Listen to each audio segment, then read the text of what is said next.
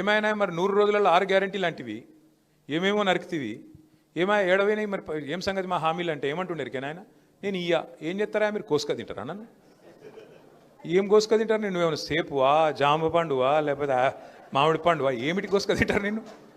అంటే ఎంత ఘోరం అంటే, నీకు నిజంగా ఇచ్చే దమ్ము లేకపోతే, ఇచ్చే తెలివి లేకపోతే హామీలు ఎందుకు ఇచ్చినావు మరి?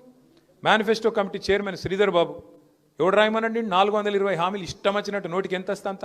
10 లక్షలు కేసీఆర్ ఇస్తుండగా దళిత బంధు హుజూరాబాద్లు ఇచ్చిండుగా, నేను 12 లక్షలు ఇస్తా. ఎవడు నరుకుమన్నాడు? ఇచ్చిన ఒక్కనికన్నా మరి 12 పైసలు ఇచ్చినావు కనీసం? ఆఖరికి పోనీ హుజూరాబాద్లో 2వ విడత పైసలు ఇవ్వాలని కౌశిక్ రెడ్డి లొల్లి పెడుతుంటే ఆ పైసలు ఇచ్చే ముఖం కూడా లేదు వీళ్ళకు.